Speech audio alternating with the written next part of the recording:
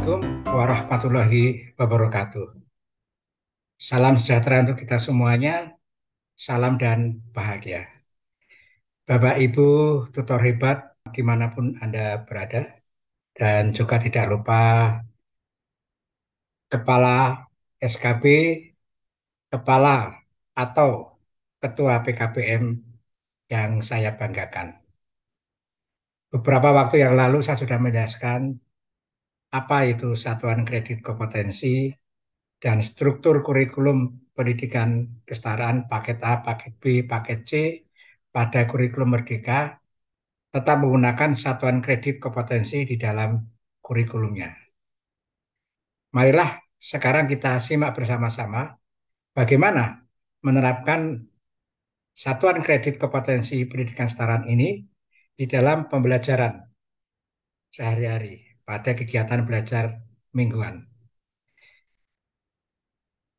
Jadi kita akan mempelajari, mendiskusikan bagaimana menerapkan satuan kredit kompetensi pendidikan kesetaraan pada kegiatan pembelajaran. Tentunya ini hal yang menarik, kita masih bingung ya.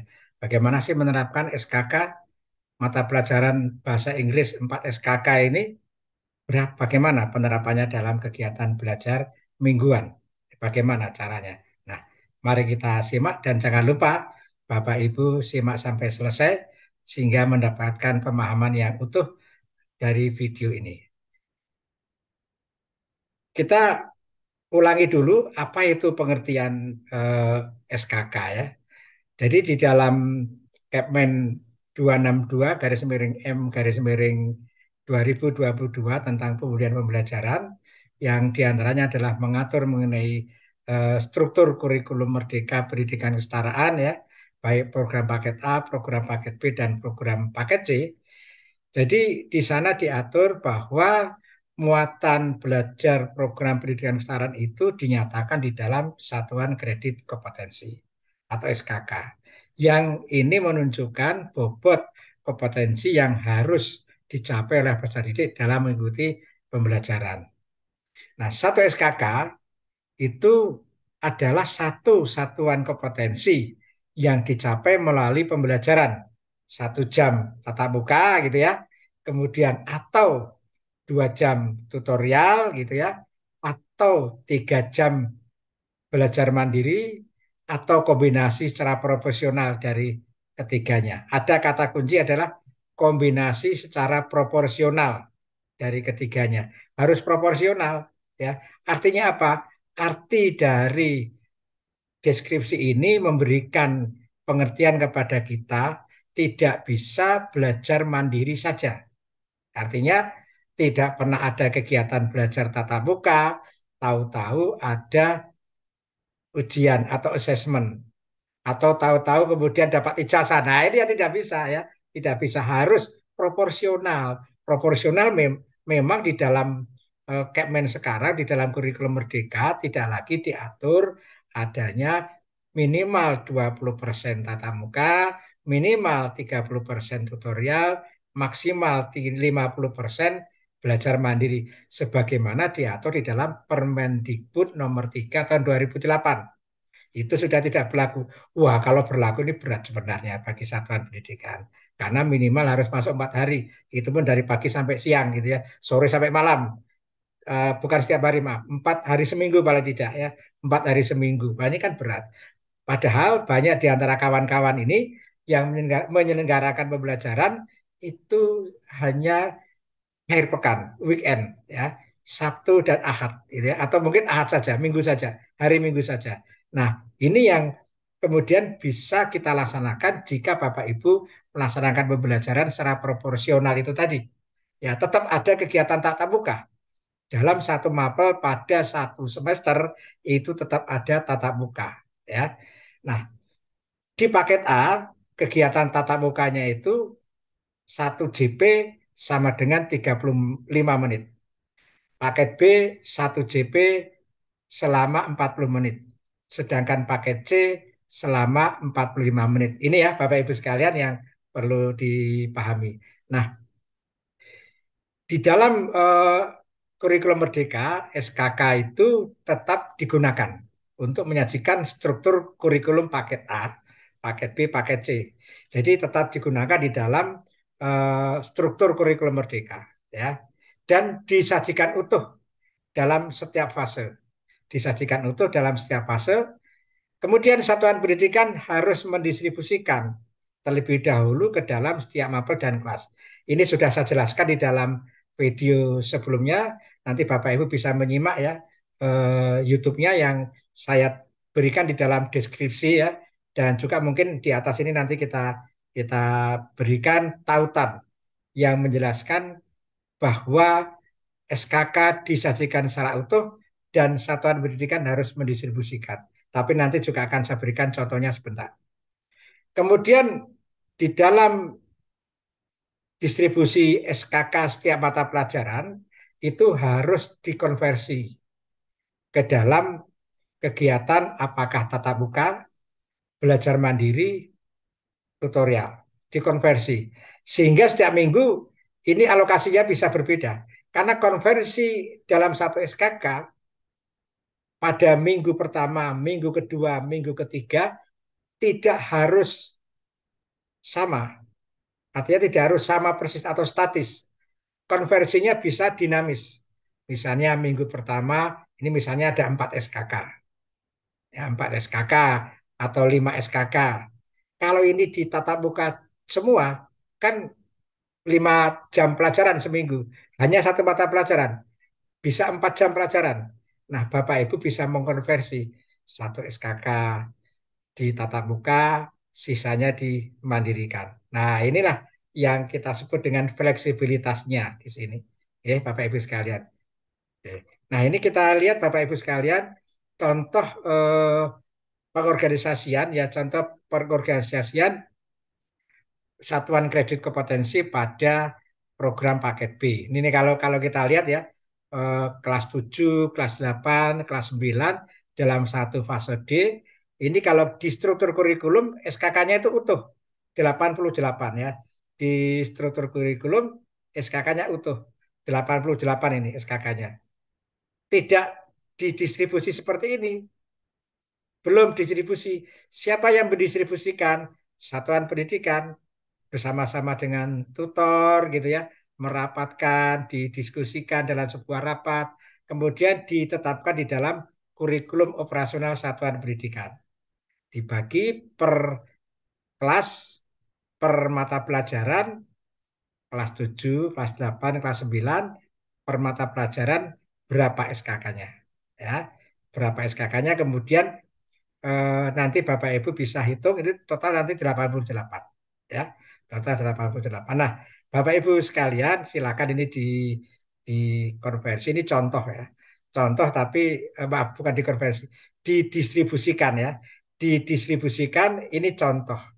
Contoh yang bisa dijadikan acuan, tapi Bapak Ibu boleh saja membuat distribusi yang berbeda tergantung dengan analisis konteks masing-masing, tergantung dengan karakteristik satuan pendidikan masing-masing gitu ya, sehingga distribusinya bisa berbeda-beda. Nah, Bapak Ibu sekalian, berikutnya adalah bagaimana kita melaksanakan pembelajaran, misalnya bahasa Indonesia, ini 5 SKK. Nah, 5 SKK ini kan kalau kita konversi ke dalam tatap muka, kan 5 jam. Wah, ini kalau semuanya kita konversi ke dalam tatap muka, ini berat ini. Harus ada tatap muka 2 JPL, pendidikan agama Pancasila 2 JPL, bahasa Indonesia 2 JPL, matematika 5 bahasa Indonesia 5 JPL, matematika 5 JPL, IPA, IPS masing-masing 4 JPL dan bahasa Inggris. Nah, ini kan nanti masuk tiap hari gitu ya. Masuk tiap hari. Bagaimana Bapak Ibu bisa menyelenggarakan di akhir pekan atau mungkin 3 kali seminggu gitu ya. Ini kan menjadi persoalan. Nah, kita kan memiliki konversi ketiga bentuk pembelajaran. Tatap muka, belajar mandiri, kemudian tutorial. Nah, begini Bapak Ibu caranya. Nah, tadi kan sudah saya bagaimana menerapkan di dalam pembelajaran. Misalnya bahasa Indonesia 5 SKK tadi kan, tiap pekan tatap muka 5 SKK, 5 JP sanggup? Belum mata pelajaran yang lain gitu kan?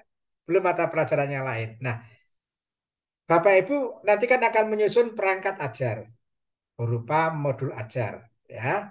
Nah, ketika menyusun perangkat ajar itu nanti ada pertemuan pertama, pertemuan kedua, pertemuan ketiga dan seterusnya.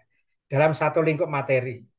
Dalam satu lingkup nanti Bapak Ibu kan menyusun modul ajar dalam satu lingkup materi, kemudian diakhiri dengan assessment. Mungkin dalam satu lingkup materi ada pertemuan pertama, pertemuan kedua, pertemuan ketiga, kemudian diakhiri dengan assessment sumatif. Ya. Jadi assessment sumatif itu dilaksanakan pada setiap selesai satu lingkup materi. Satu lingkup materi bisa terdiri dari satu atau beberapa tujuan pembelajaran. Di setiap minggu tetap 5 SKK. Tapi pada minggu pertama yang kemudian ada pertemuan pertama, dibagi nih 2 SKK tatap muka, 2 SKK mandiri. Sehingga nanti di dalam kegiatan modul ajarnya itu harus menunjukkan bagaimana kegiatan tatap muka 2 jam yang terjadwal ya di terjadwal berarti datang di PKBM gitu kan. Kemudian belajar mandiri 3 SKK tidak terjadwal. Bebannya 9 jam pelajaran. Jadi dalam satu minggu itu peserta didik terjadwal hadir di PKBM 2 jam pelajaran, kemudian tidak hadir atau mengerjakan dimanapun dia berada, itu 9 jam pelajaran seminggu. Oke, sudah bisa mulai dipahami ya. Nah, kemudian minggu kedua, pertemuan kedua, SKK-nya satu. Kenapa satu? Ya saya cukup butuh satu saja. Yang saya mengadakan pertemuan tatap muka satu SKK. Saya cukup menjelaskan 1 jam pelajaran terjadwal. Nah, sisanya mandiri. Berarti satu SKK tatap muka, 4 SKK belajar mandiri. Yang terjadwal 1 jam, kemudian yang tidak terjadwal 12 jam pelajaran. Nah, kemudian minggu ketiga atau pertemuan ketiga. Ya, ini maaf sudah saya koreksi ya, tadi masih kurang tepat yang minggu ketiga ini. Tetap 5 SKK, tapi berbeda komposisinya. 1 SKK tutorial, kemudian 4 SKK mandiri. Nah, karena tutorial, maka yang terjadwal itu adalah 2 JP. Kenapa 2 JP? Karena 1 SKK dikonversi ke tutorial itu kali 2. 1 kali 2 berarti 2 JP. Terjadwal. Loh, tutorial terjadwal? Iya. Karena tutorial itu adalah tetap difasilitasi pendidik yang disebut tutor untuk membahas materi-materi yang sulit. Jika ini dirasakan kurang, ditambah 2 SKK. Nanti belajar mandirinya dikurangi 3. Nah, tapi ini sementara saya mencontohkan membuat pada minggu ketiga ini, dalam minggu ketiga ini kegiatan belajarnya 1 SKK tutorial, 4 SKK mandiri. Oke. Nah, yang perlu diperhatikan adalah Bapak Ibu sekalian, jangan sampai kita tidak memberikan penugasan pada saat minggu itu ada SKK mandiri. Karena nanti beban belajarnya menjadi tidak pas. Oleh karena itu, harus ada apapun bentuknya. Sesederhana apapun harus ada aktivitas belajar mandiri sehingga agar memenuhi beban belajar SKK mandiri yang ditugaskan pada minggu berjalan. Saya kira demikian Bapak Ibu sekalian, mudah-mudahan menjadi pencerahan kita semuanya ya. Kalau ada kekurangan mohon maaf dan silakan tinggalkan di kolom komentar, kita bisa melakukan diskusi melalui kolom silakan tinggalkan komentar, kita bisa melakukan diskusi di dalam kolom komentar video YouTube ini. Terima kasih, sehat selalu.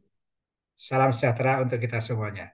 Assalamualaikum warahmatullahi wabarakatuh.